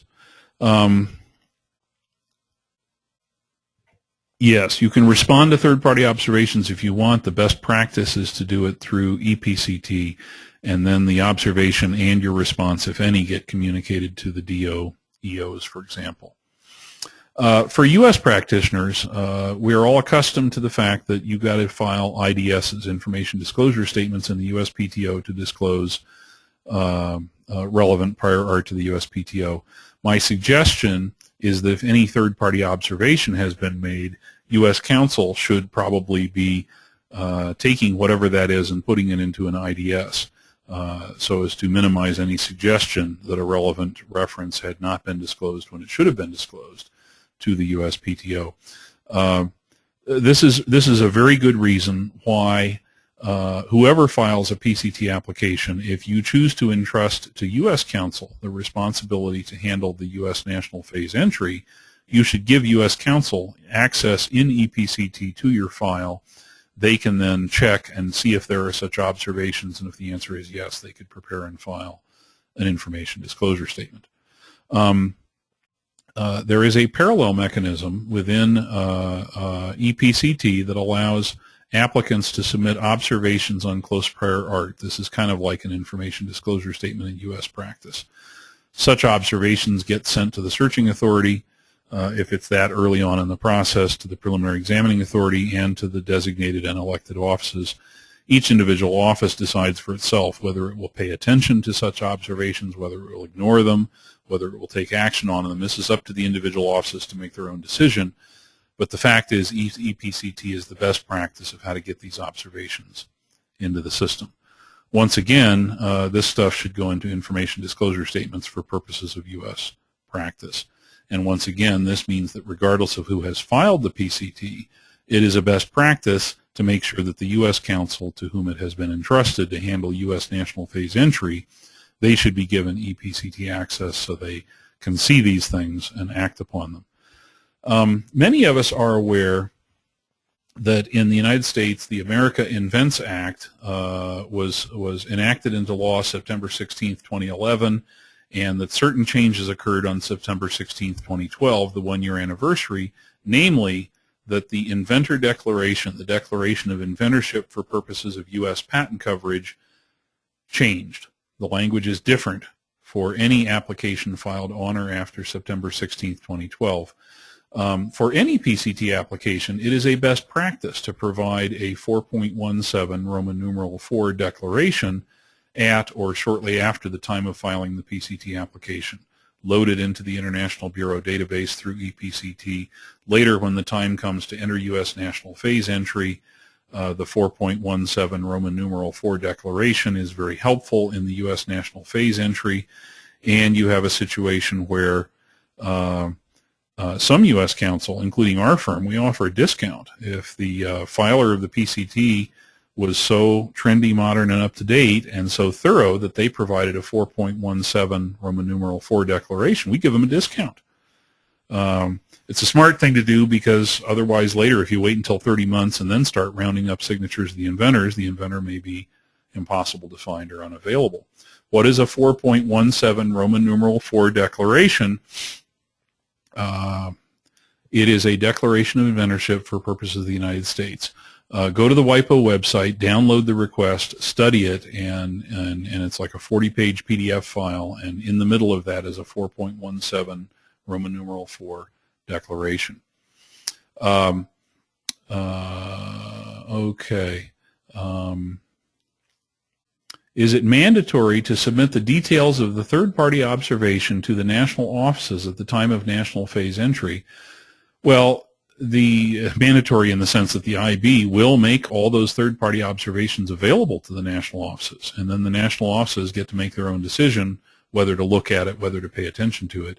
You as a filer would be smart to pay attention to disclosure requirements in the various offices where you enter the national phase. The U.S., for example, Israel, whatever, the countries where they want you to disclose known prior art, essentially, and this would include all the third-party observations.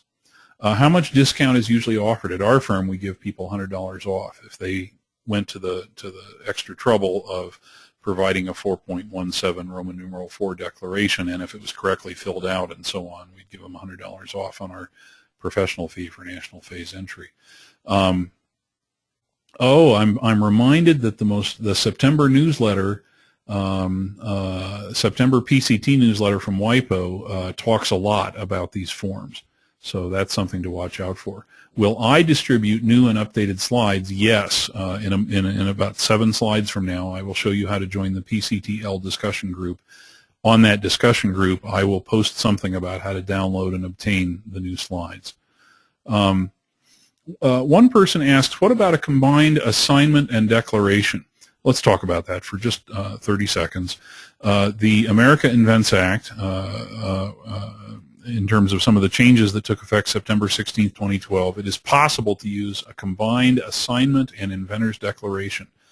I suggest waiting, and for now, use a separate assignment and a separate declaration.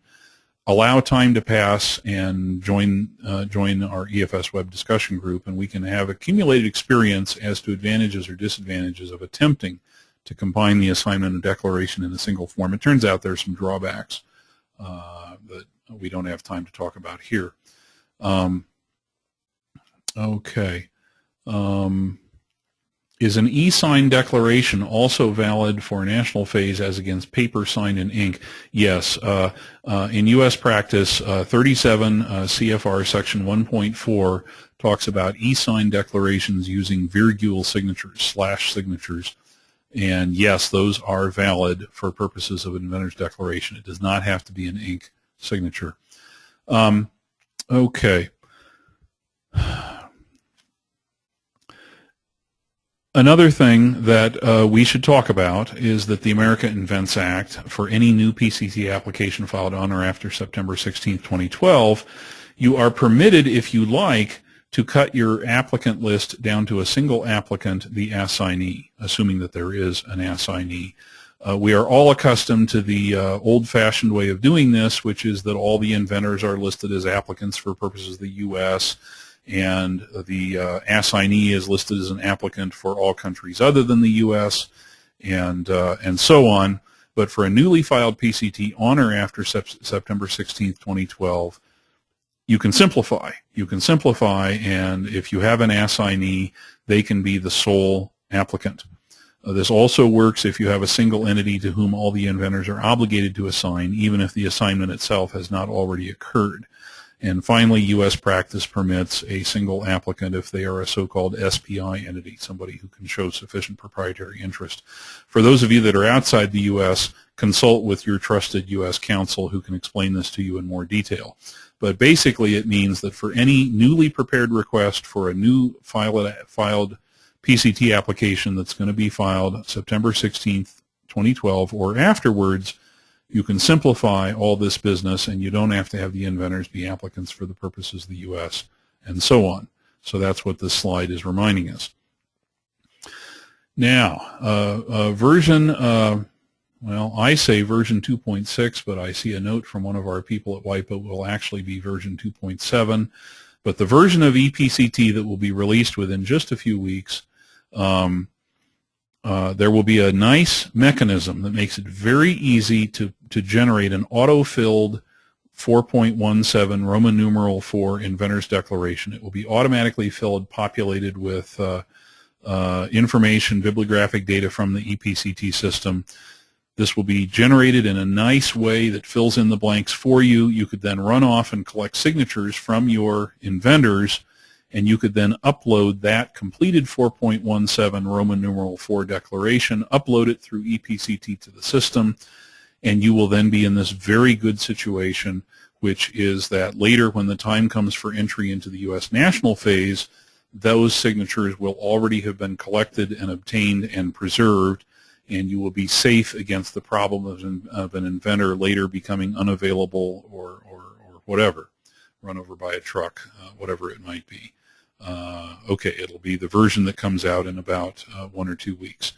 Where will you get these revised slides? Basically, in the next slide, I will explain how to join what is called the PCTL listserv. It's an email discussion group. This is a very active discussion group of active PCT filers. There are members of this discussion group all around the world, including the U.S. and including every other country, basically. It is a valuable resource. You can always unsubscribe later, but in that, join the listserv, and then in a couple of days when we successfully assemble all this stuff, we will load it somewhere, and then I will post something to the listserv that says, here's where you go to download the revised slides. So join the listserv. How do you join the listserv? Basically, you go to this address, www.opidal.com/PCT. You then click on a link. You then subscribe. You can always unsubscribe later. We will not sell your email address to outsiders for spam purposes. So your email address is safe. It will not be disclosed outside our firm, and you could always unsubscribe later if you decide the discussion group is not for you. Can I send the revised slides by email? Well, it's large. It might be an email attachment that's too large. It's better that we will provide a link and you can download it through a mechanism that we will provide. The 4.17 Roman numeral 4 declaration, is it also a best practice for PCT applications filed before September 16th? Yes, but the language is different. The correct language for a 4.17 Roman numeral 4 declaration is different depending on whether the international application filing date is before September 16th or on or after September 16th. And once again, the most recent newsletter, PCT newsletter from WIPO, also explains this a little bit. Another person is asking, how do I get my cases into the ePCT system? How do I get the secret code? Basically, when you're preparing a request for a PCT application you're about to file, you'll start by going to the ePCT system, click on e-access, and it will generate a fresh code for you. You then copy and paste that code from the ePCT webpage into your request, and then you e-file the request with your receiving office in the EOLF system, and that will then be communicated to the International Bureau as part of the record copy and the request. and then that will give you your immediate access into the ePCT system. Okay, let's see here. Could our friends at WIPO in attendance advise a department to contact regarding ePCT and WIPO online accounts, future developments? What you're really asking is, who would I talk to at WIPO to pass along suggestions for improvement? And the answer, I think, is in several parts. First, join the PCTL discussion group. Anything that is posted there is closely followed by a lot of people at WIPO, and they see all the suggestions that come up there. If you choose to, you could write directly to the epct@wipo.int email address. Let me repeat that, epct@wipo.int, and you can send suggestions there. That's also an email address you can write to get help if you have technical support type questions, or how to upload my certificate or whatever. Again, that email address for tech support at WIPO for the PCT system, the ePCT system, is epct@wipo.int. Okay. We will now have a polling question, and again, this will help us figure out how many of our people are still awake. Just a second here.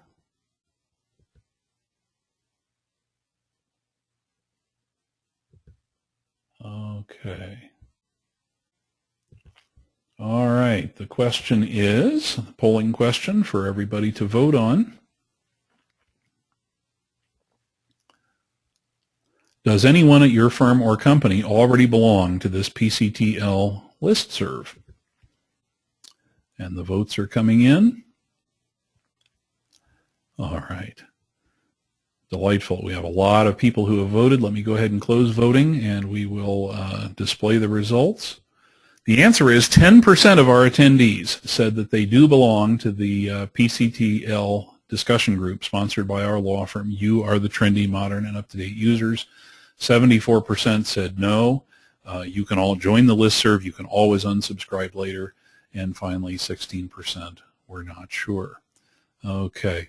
One of our WIPO people mentions to me, thank you very much, the old version of the 4.17 Roman numeral 4 declaration is still available on the PCT website and will continue to be available. Thank you very much. This is, of course, important because you might, a filer might choose to collect signatures from inventors on a 4.17 Roman numeral 4 declaration for a case, for a PCT application whose filing date is prior to September 16, 2012. So once again, we're talking about a situation where the correct language of declaration to use is different depending on your international application filing date, namely whether it's before September 16, 2012 or on or after September 16, 2012. And our nice WIPO person has just reminded me both forms are now available and will continue to be available on the WIPO website. Okay, and we have a person who's saying thank you for the webinar. You're very welcome. And I will say thank you to our attendees, and hope everybody will have a good day. Thank you very much.